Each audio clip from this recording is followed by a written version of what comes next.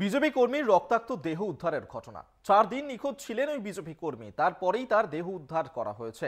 Party office থেকে দেহ উদ্ধার করা হয়েছে বিজেপি কর্মীর। দক্ষিণ 24 পরগনার উস্তির দ্বীপের মোড় এলাকার এই ঘটনাকে কেন্দ্র করেই চাঞ্চল্য ছড়িয়েছে এলাকায়। 4 নভেম্বর বিকেল থেকেই নিখোঁজ ছিলেন তিনি এবং তারই রক্তাক্ত অবস্থায় দেহ উদ্ধারের ঘটনা ঘটেছে। ইতিমধ্যে ঘটনার তদন্ত শুরু করেছে পুলিশ। আমরা এই নিয়েই কথা বলবো। উস্তি থেকে সরাসরি আমাদের সঙ্গে রয়েছেন প্রতিনিধি কোয়েল মণ্ডল।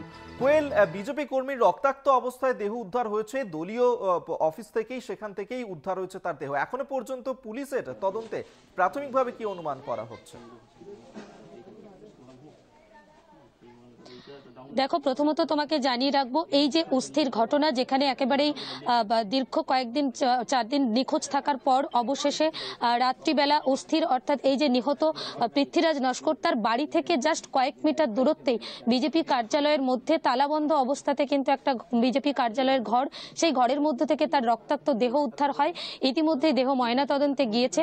তবে এই যে খুনের ঘটনা, এই ঘটনার পেছনে ঠিক কি কারণ রয়েছে, কারা জড়িত রয়েছে, এই মুহূর্তে কিন্তু পুলিশের তরফ থেকে সেই বিষয়ে স্পষ্ট করে বলা হয়নি।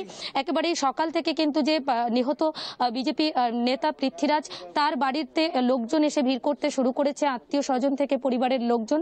এই মুহূর্তে মথুরাপুর সাংগঠনিক জেলা বিজেপির যিনি সভাপতি রয়েছেন নব্যেন্দু সুন্দর নস্কর, তিনি এসেছেন এবং এই মথুরাপুর লোকসভা কেন্দ্রের যিনি বিজেপির প্রার্থী ছিলেন অশোক পুরকাইত, তিনিও এসেছেন এবং নব্যেন্দু, নিহত যে বিজেপি নেতা রয়েছে পৃথ্বীরাজের বাবার সঙ্গে কথা বলছেন দলীয় নেতৃত্বরা, তারা তাদের পাশে থাকার আশ্বাস দিচ্ছেন। পাশাপাশি এই ঘটনায় কিন্তু পরিবার থেকে শুরু করে বিজেপির পক্ষ থেকে একেবারেই কিন্তু রাজনৈতিক কারণে এই খুন করা হয়েছে বলে দাবি করা হচ্ছে, অভিযোগ করা হচ্ছে। আমরা কথা বলবো, একেবারেই তুমি দেখতে পাচ্ছ নব্যেন্দু সুন্দর নস্কর বিজেপি মথুরাপুর সাংগঠনিক জেলা সভাপতি রয়েছেন, তিনি কি বলছেন, দলের তরফ থেকে কি দাবি করা হচ্ছে, দলীয় কার্যালয়ের ভেতরে কিভাবে এই রক্তাক্ত দেহ, যেহেতু তালা বন্ধ ছিল, সেখানে দেহ কোথা থেকে আসলো, কার্যালয়ের মধ্যেই কি খুন করা হলো নাকি অন্য কোথাও খুন করে দেহ কার্যালয়ের মধ্যে রাখা হলো, কি মনে করছেন তারা কি দাবি জানাচ্ছে, কথা বলবো। দলীয় কার্যালয়ের মধ্যে থেকে আপনাদের দলীয় কর্মী তার দেহ উদ্ধার হলো রক্তাক্ত অবস্থায়, বাইরে থেকে কোলাপসেবল গেটে তালা দেওয়া, কি মনে করছেন কিভাবে হতে পারে? আমরা তো এটা পুরোপুরি রাজনৈতিকভাবেই দেখছি। তার কারণ ওই ছেলেটি যে আমাদের দলের এত ভালো কার্যকর্তা এবং সবাইয়ের খুব প্রিয়ই ছিল, ওকে এইভাবে টার্গেট করবে তৃণমূল আমরা ভাবতে পারছি না। কিন্তু ওই ছেলেটি আমাদের পার্টি অফিস দেখভাল করতো, ওই আমাদের পার্টি অফিস খুলতো এবং বন্ধ করতো, সব ওই করতো। এখন আমরা বুঝতে পারছি না যে কীভাবে ওকে ওইভাবে ভেতরে খুন করলো এবং তালা চাবি লাগিয়ে দিয়ে তারা চলে গেল। যেহেতু তালা চাবিটা ওর কাছেই থাকতো, সেজন্য আমরা তো পুরোটাই তদন্ত চাইছি, একদম তদন্ত করে যাতে ভালোভাবে আমরা সে যে দোষী আছে তার শাস্তি চাই অবশ্যই করে পার্টিগতভাবে। আর আমরা খুব শিগগিরই কিছুক্ষণের মধ্যেই হয়তো আমরা থানাতে একটা বিক্ষোভ কর্মসূচি দেখাবো অবশ্যই করে, যে একটি ছেলে হঠাৎ করে এইভাবে নিখোঁজ হয়ে গেল। আমরা থানাতে জানানোর পরেও কেন থানা এখনো পর্যন্ত ট্রেস করতে পারলো না, এবং আমরা থানাতেও জানিয়েছিলাম যে ওর মোবাইলটি খোলা আছে, সেই মোবাইল নেটওয়ার্ক ধরে ট্রেস করুন।